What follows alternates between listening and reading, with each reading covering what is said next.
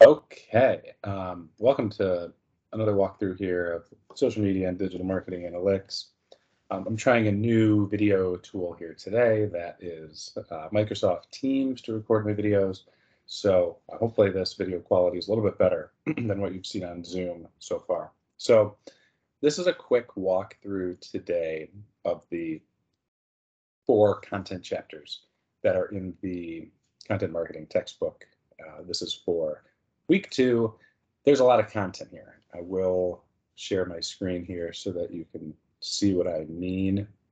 On one side, there is it's not actually that long. The content isn't too crazy, but at the same time, it is 4 chapters in addition to the 5th chapter that you've already looked at in the walkthrough. So um, it does look like a lot, but I will tell you, it's still, as much as it feels like a lot, it's actually a pretty broad overview. So starting really quick, this is the textbook online. I'm sure you've all seen this kind of stuff already.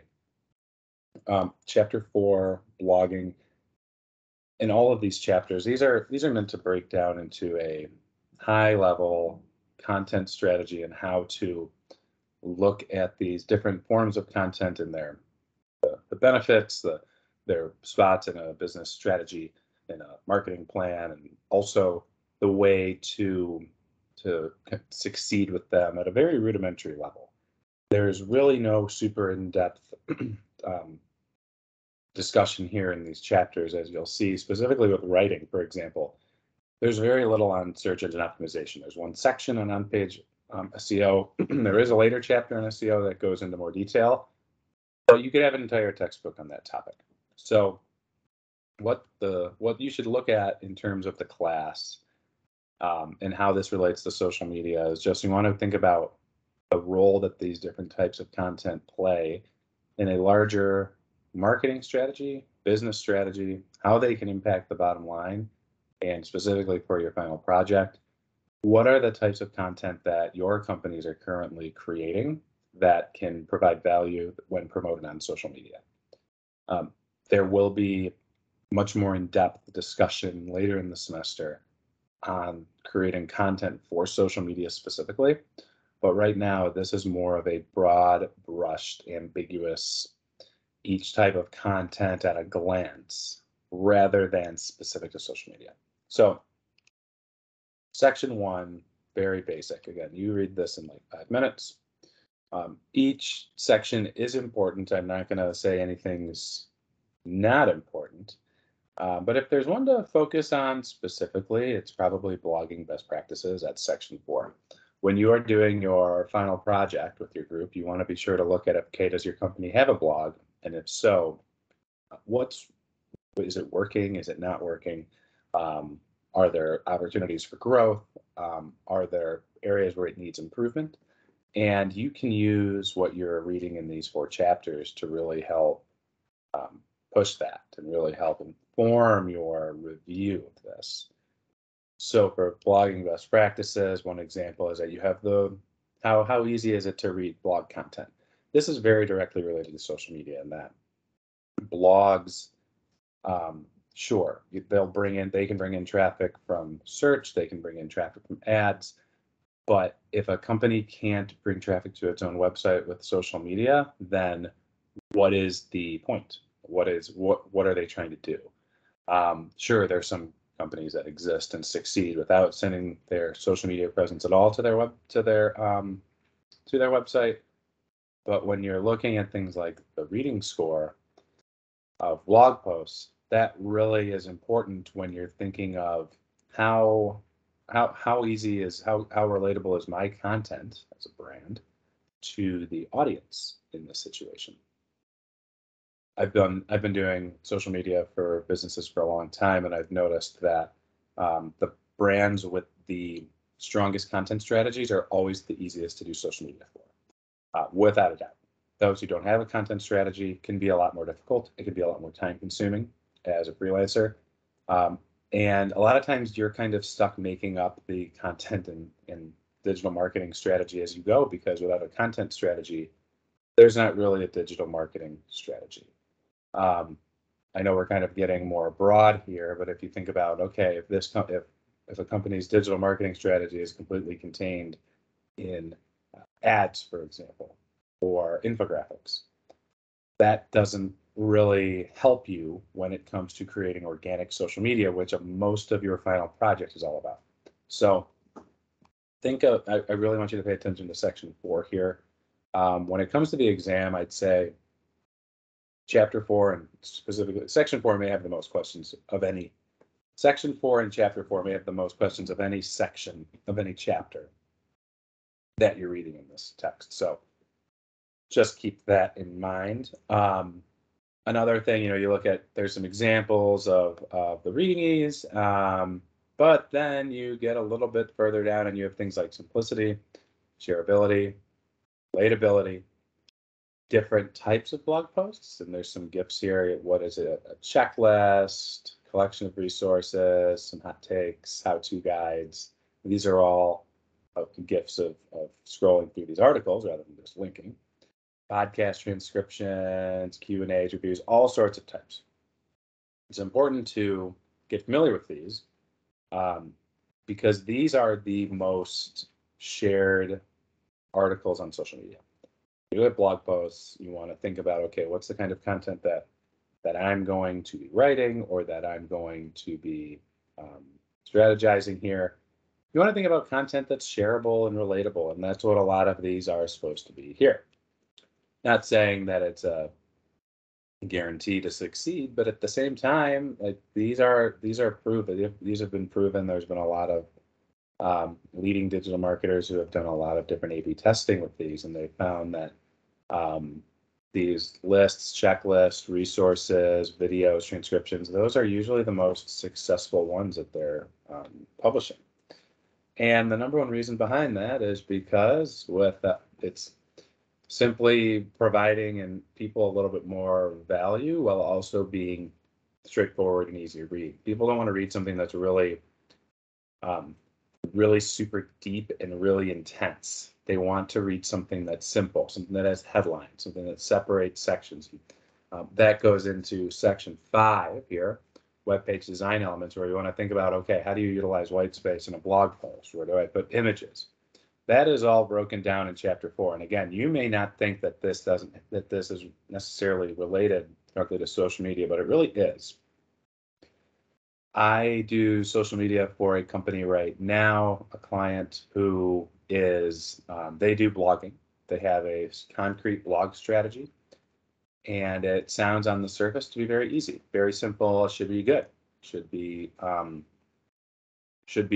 successful in getting readers to click through on social media, to the blog post, read about it, read the content, engage, drive brand awareness, maybe you can drive new customers, but their content is written so poorly, or not poorly, it's the opposite. It's written so at such a high level, at like PhD level, that it loses all of the readers instantly. I can tell that through looking at the various analytics, which we'll go through later. And the reasons that happens is because, sure, I mean, if they actually can understand it, it's credible and it's findable without a doubt. But it's not accessible. It's not usable. They can't figure it out. It on the surface doesn't look desirable. There's no images, and without being able to read it, it's not very useful. And when you think about what makes content well designed on a web page, there are these 4 factors where you have diverse media, consistent branding, headlines, and utilizing white space. Like, that's not a thing with this company that I'm working with. They do it very poorly. I mean, you're looking at paragraphs that are 8-9 sentences long, and when people are looking at a web page and they scroll down and they just see straight text for 50% of the page, that turns people away, and it turns people away really fast. When you think about that from a social media perspective, I am now at a point where, as the person who's publishing the content, they'll send it over to me and they'll say, hey, we'd like to promote this. I'll go and I'll post a start on LinkedIn, they're a B2B company. And I'll look at the blog post and say, this is not going to do well. The headline's written poorly. The subheadings are non-existent. There's very little imagery. I don't have any imagery to put with the post. And I barely understand it myself. And if I'm not understanding this, how is their audience going to? And sure, I'm not exactly the audience that they're looking for, but I mean, I should be able to understand what's going on. I'm not necessarily a layperson in this situation. I'm smart enough to know the industry that they're in and the different content that they deal with, the different topics and their pillars of business. So that is where it really does relate specifically to social media. I will briefly chat about these little other chapters, but video is very similar. Video is actually more obvious. Video and visuals and audio, because it's a little more obvious when something is poorly done. You're not gonna post a video that you don't think is well done on social media. You're not gonna post something that is, for example, you're not gonna post a 16:9 video on TikTok. You're not going to post a vertical video on YouTube. You're not going to post something where the sound is all messed up on anything. And that all comes back to the content plan.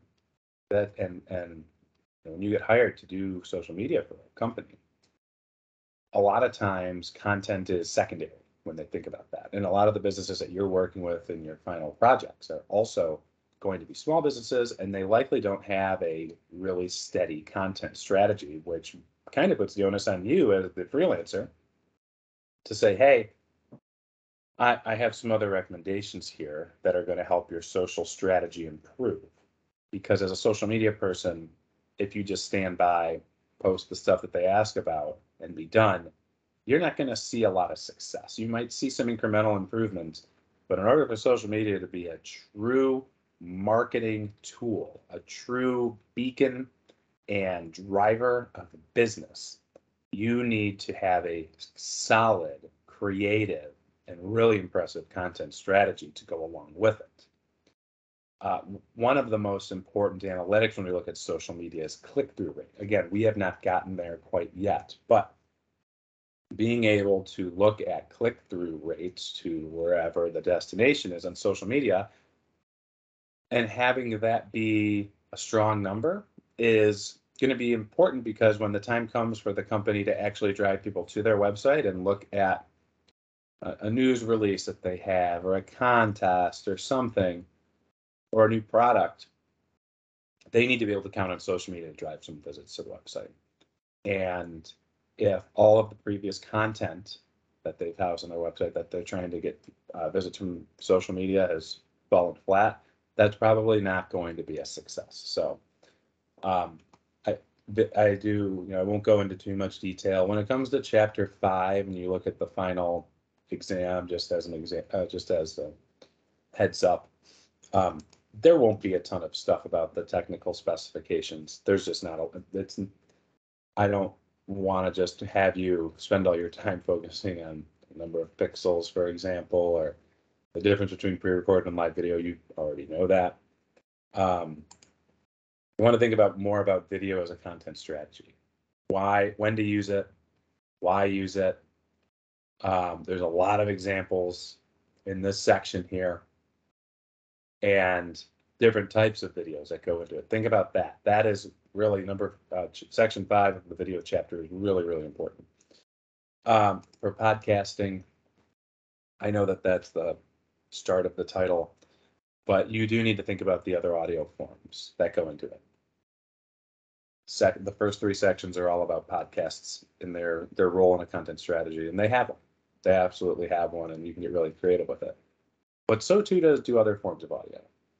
You can think about music. You can think about theme songs and popular music, playlists. There's all sorts of stuff when it comes to audio where it doesn't just stop at podcasts. So think about that. And then in visual content, chapter 7, infographics is the most important type. That is saved for the end of the chapter. that is probably the most important one. Section 4, very important, the way to develop a strong infographic, the important elements to it, what works, what doesn't work. This is pretty standard, pretty basic. Then you have something that's really intense, like, oh, how to start growing your business. Oh my gosh, this is a flow chart. And so that's a key part to the visual content chapter. And really, if you think about the 4 types, first off, chapter 4, it's probably the most important of the 4, but it's also the most ambiguous and can be the most difficult to understand because it's not as obvious seeing good and bad blogging. It's very obvious with audio and video and visuals, not as obvious with written content. With the video chapter, the most important part is where is video in a content strategy? A lot of us know the basic elements of creating a video. We know when to use a horizontal or a vertical video. So I'm not going to be asking for as much there, but more about, okay, where does it fit? Everybody says they need video, but what does that mean? Where will it fit in an existing plan? And if there is no existing plan, how can you utilize video in such a way that it's not going to be super resource intensive or costly, because videos can be very expensive? But then how are you going to get the most mileage out of it? If you do spend $10,000 on a video, how are you going to ensure that you're going to actually get some bang for your buck? Chapter 6 on audio podcasts. Again, podcast sections are important.